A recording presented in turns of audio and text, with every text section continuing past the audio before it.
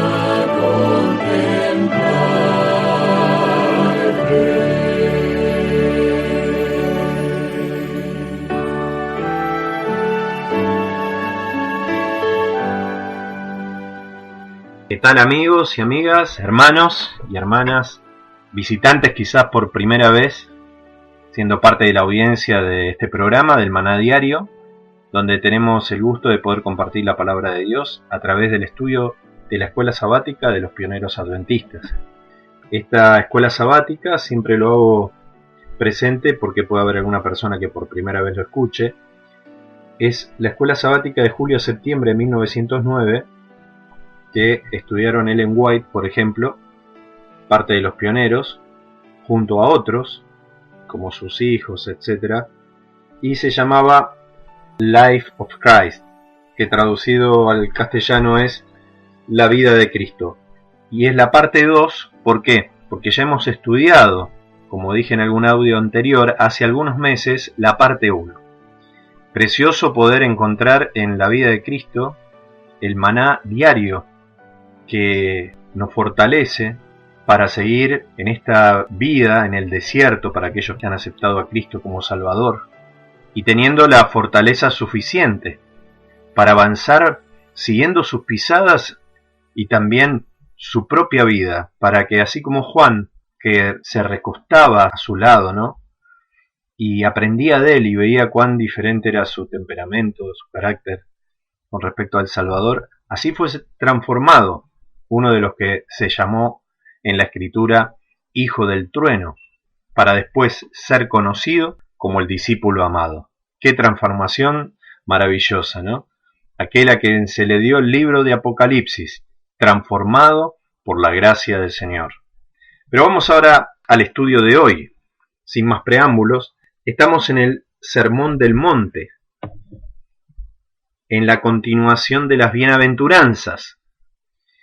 Magnificando la ley. Como material auxiliar vamos a tener el deseado de todas las gentes, precioso libro, el capítulo 21, y el discurso maestro del Señor Jesucristo, 43 al 66. Mis queridos hermanos, vamos a tener textos relacionados, Lucas 6, 27 al 36 y 16 al 17, y el texto clave va a estar en Mateo capítulo 5, 17 al 48. Vamos a comenzar entonces con las preguntas, y dice así la primera: ¿por cuál declaración afirmativa Jesús mostró su armonía con toda la previa revelación de Dios? ¿Qué es lo que dijo que no haría y cuál era su propósito? Entonces vamos a ir a Mateo capítulo 5, versículo 17, y vamos a comenzar la lectura de hoy. Dice así la palabra de Dios: no penséis que he venido para abrogar la ley o los profetas, pues no he venido para abrogar o cambiar, sino para cumplir. Este es el primer texto, ¿verdad? Y se nos dice que comparemos con Isaías 42, 21, así que vamos para allá. Esta es la manera de poder estudiar la Biblia, ¿no? Es una de las maneras. Isaías 42:21 dice así: Jehová se complació por amor de su justicia en magnificar la ley y engrandecerla. Se cita este texto porque Jesús lo que está haciendo ahora justamente es magnificar la ley. Él es el Eterno que está con nosotros. No debemos confundir al Padre con el Hijo, pero el Hijo de Dios lleva el mismo nombre que el Padre, y es Jehová el que salva al ser humano. Entonces dice la pregunta: ¿qué declaración afirmativa hizo Jesús? Que Él no vino a abrogar ni a cambiar la ley o los profetas. Él no vino a cambiar, sino ¿a qué? A cumplirla. Hay mucha gente que dice que la ley de Dios fue clavada en la cruz, por ejemplo. Aunque acá mayormente se refiere a lo que se llama la Torá, los primeros 5 libros de la Biblia que escribió Moisés, y los profetas se refiere al resto de lo que se llama en hebreo el Tanaj o las Escrituras, comprendiendo de esta manera lo que nosotros conocemos como el Antiguo Testamento. Sin embargo, también hay una injerencia a la ley de los 10 mandamientos, que es el corazón de toda la Biblia, de lo que conocemos como el Antiguo Testamento, ¿sí? Y tenemos una nota, que es la nota 1, que es bastante extensa, ¿no? Pero vamos a leer una parte. Tomando en su sentido más amplio la expresión la ley y los profetas, incluiría a todo el Antiguo Testamento. Y le voy a dar, por ejemplo, un ejemplo.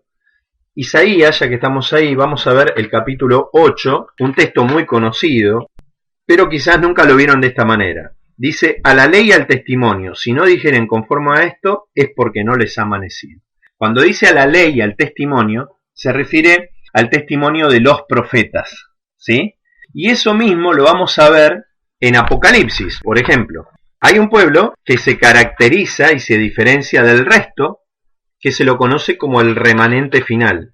Y vamos a ver en Apocalipsis 12, versículo 17, dice: entonces el dragón se llenó de ira contra la mujer y se fue a hacer guerra contra el resto de la descendencia de ella, los que guardan los mandamientos de Dios, o sea, la ley de Dios, y tienen el testimonio de Jesucristo. ¿Y cuál es el testimonio de Jesucristo?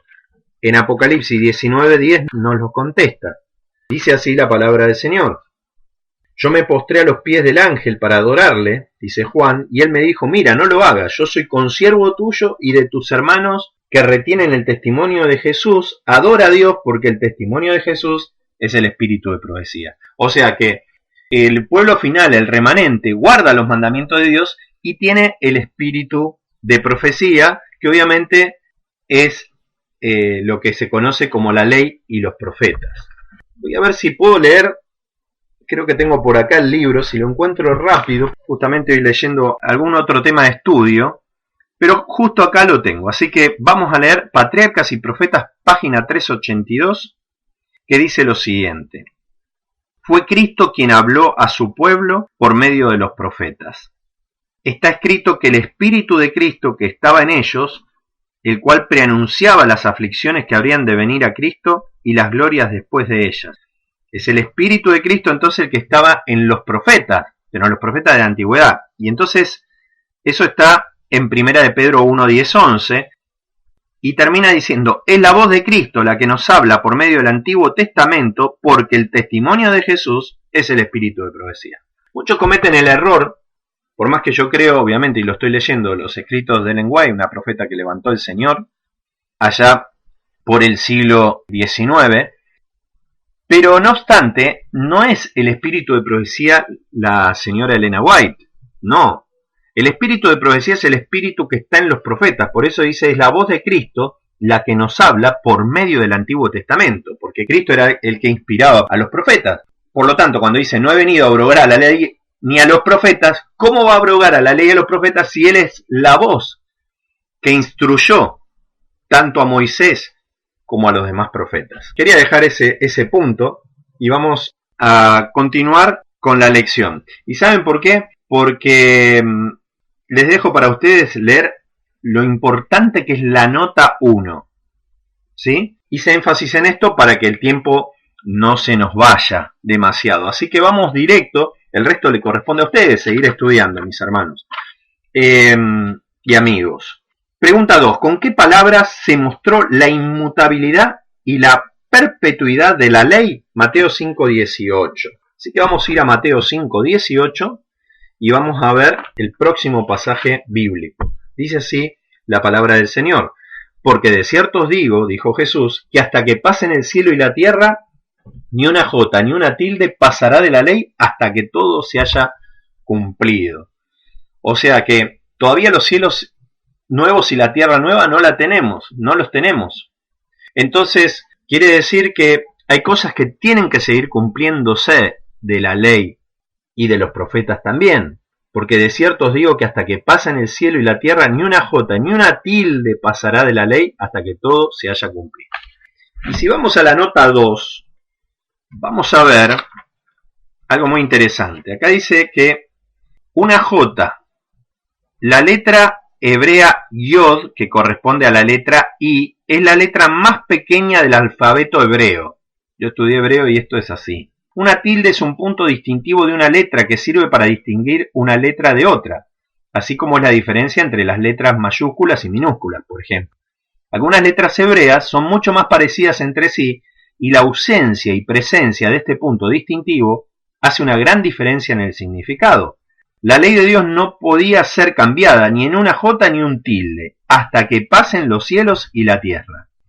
Hermanos, si nos referimos a la ley de los 10 mandamientos, los principios son eternos. Los principios de esa ley son eternos.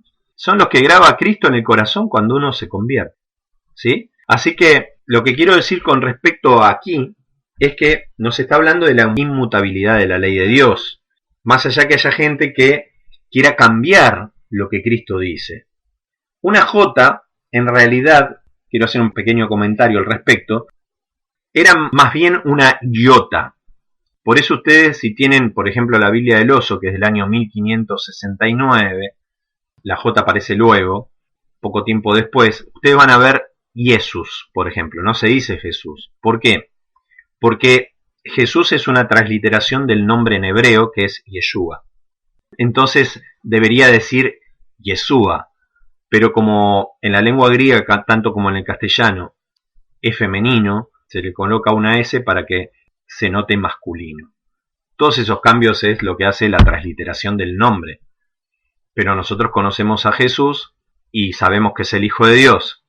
En hebreo sería Yeshua, que sería el Salvador, o Jehová salva, en su forma más ampliada. ¿Sí? Y por eso se puso la Yod, o la Yod es la más pequeñita del alfabeto hebreo.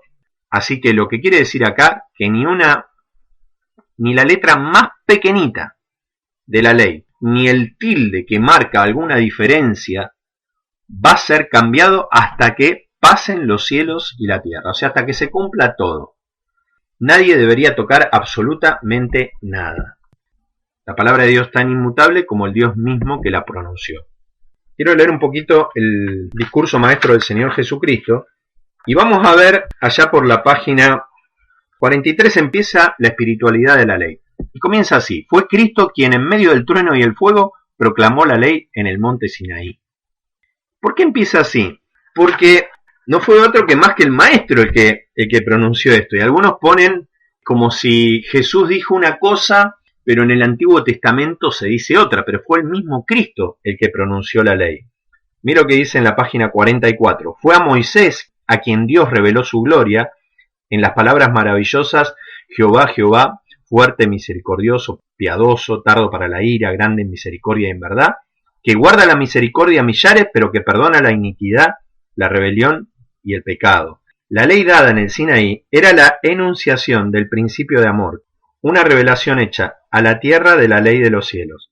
Fue decretada por manos de un mediador y promulgada por aquel cuyo poder haría posible que los corazones de los hombres armonizaran con sus principios. Dios había revelado el propósito de la ley al declarar a Israel: me seréis varones santos. Pero Israel no había percibido la espiritualidad de la ley. Demasiadas veces su obediencia profesa era tan solo una sumisión a ritos y ceremonias, más bien que una entrega del corazón a la soberanía del amor. Lo que nos muestra esto es que el mismo Jesucristo que estaba en el monte de las bienaventuranzas es el mismo que estuvo en el monte Sinaí proclamando la ley de Dios, y también lo que se conoce la ley de Moisés, la Torá. no es otro, es el mismo. Y que los judíos pervirtieron la ley de Dios, ¿por qué? Porque ellos se dedicaron más a las formas y a los ritos y perdieron el espíritu de la ley. O sea, esto nos puede pasar a nosotros, de hecho creo que a mí me ha pasado y uno se da cuenta, ¿no? Cuando sabe lo que, por ejemplo, Dios quiere que se haga en sábado, trata de que los demás hagan lo mismo que uno sabe. Pero quizás el otro todavía no tiene toda esa enseñanza. Entonces, con un ejemplo de amor, de paciencia y tranquilidad, hay que enseñarle a los más nuevos. Y a veces uno se pone en el rigor de querer que los demás estén a la misma altura que uno. Y ya empieza a tratarlos mal, empieza a verlos mal. Y esto, como me ha pasado, no quiero que les pase a ustedes ni me pase más a mí. ¿Por qué? Porque estamos desfigurando el carácter de Dios y estamos haciendo de cosas que deberían ser para el regocijo, como por ejemplo guardar el Shabbat, una ley de ritos y ceremonias. Nosotros podemos caer en lo mismo, así que guarda. Bueno, vamos a dejar por acá, ¿sí? Y vamos a continuar con la próxima pregunta. ¿Cómo se expresa la importancia de obedecer y enseñar la ley de Dios? Versículo 19. Vamos a leer el versículo 19, que dice lo siguiente. De manera que cualquiera que quebrante uno de estos mandamientos muy pequeños y así enseña a los hombres, muy pequeño será llamado en el reino de los cielos, mas cualquiera que los haga y enseñe, éste será llamado grande en el reino de los cielos. Y entramos en un texto que parece conflictivo. ¿Por qué? Porque si lo leemos así, sin el contexto, pareciera decir que va a haber gente que quebrante uno de esos mandamientos muy pequeños, y bueno, como es un mandamiento pequeño, será llamado pequeño en el reino de los cielos y va a estar en el reino de los cielos. A diferencia del otro, que más cualquiera que los haga y enseñe, este será llamado grande en el reino de los cielos.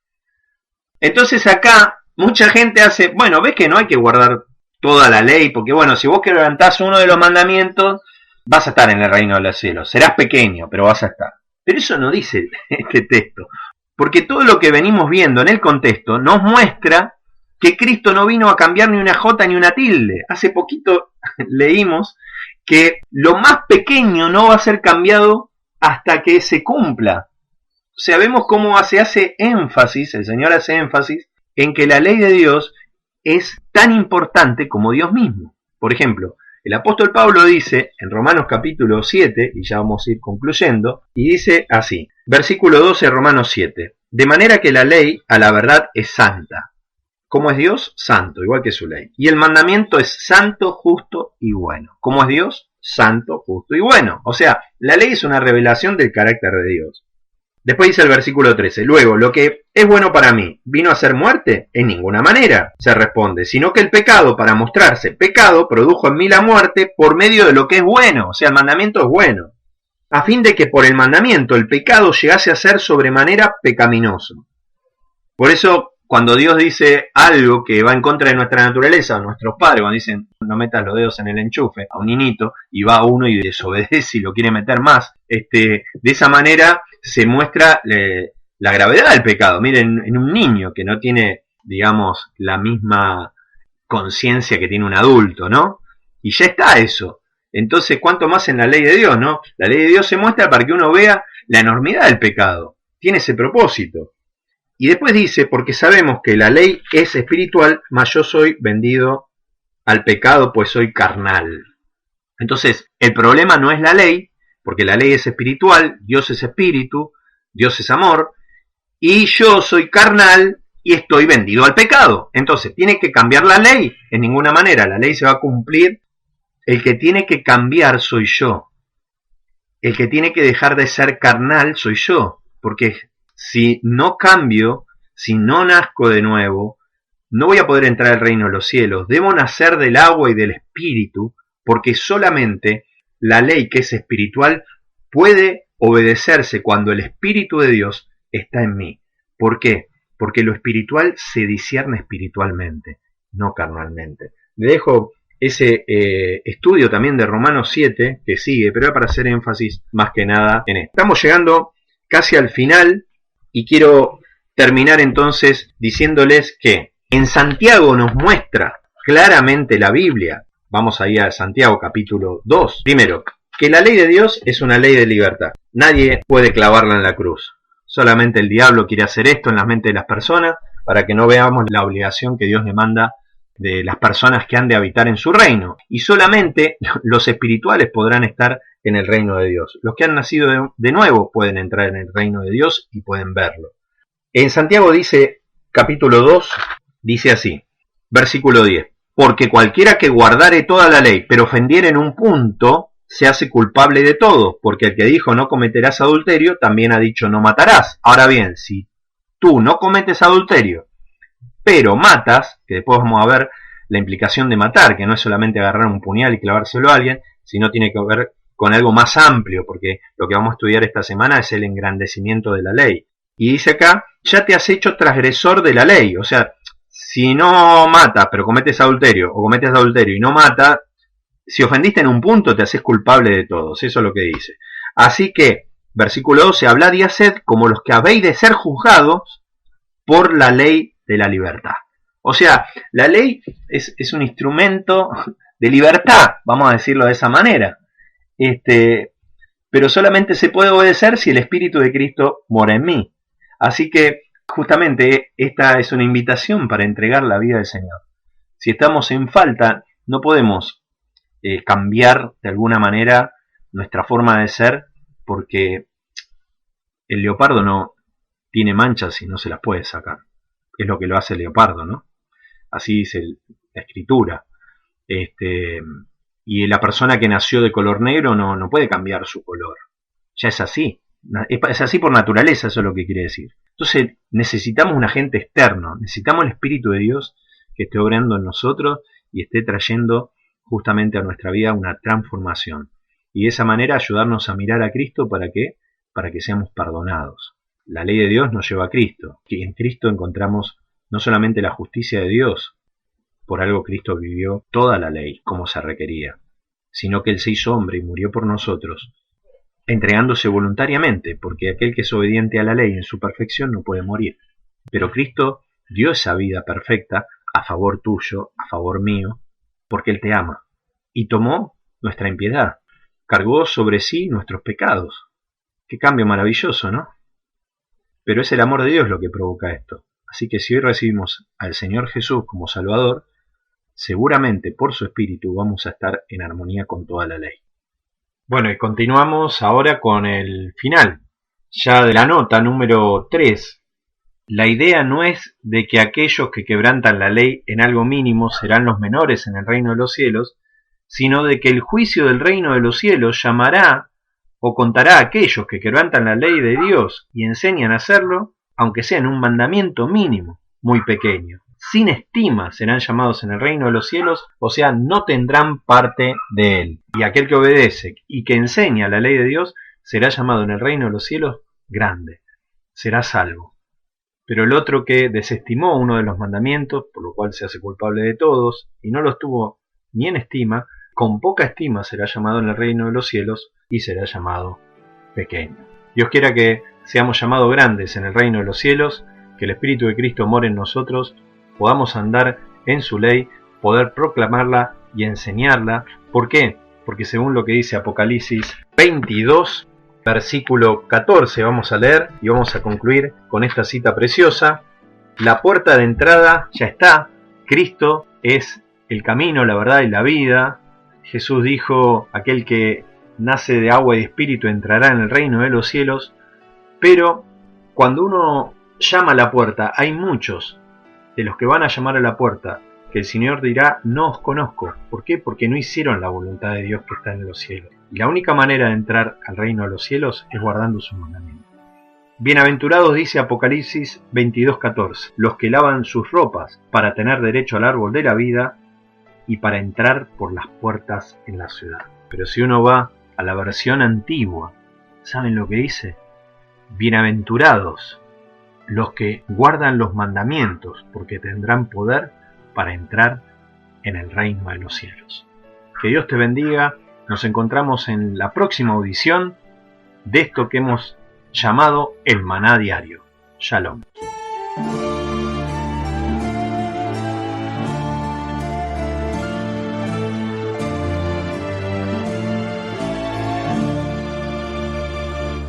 Que Dios te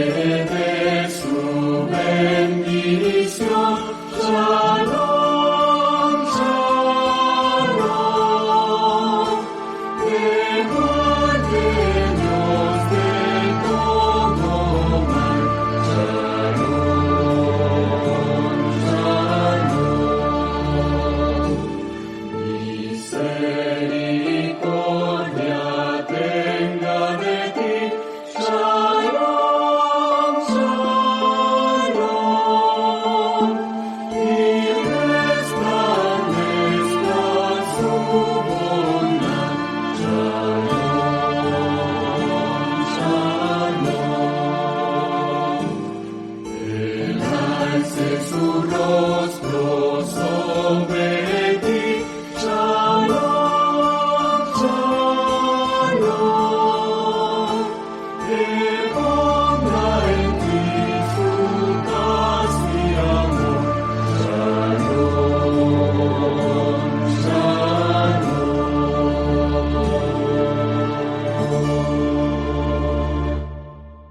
Recuerda, el pan que descendía del cielo cada día solamente daba fuerzas para enfrentar con éxito ese día. Por eso, permitiéndolo Dios, nos reencontraremos mañana para recibir una porción más del maná diario.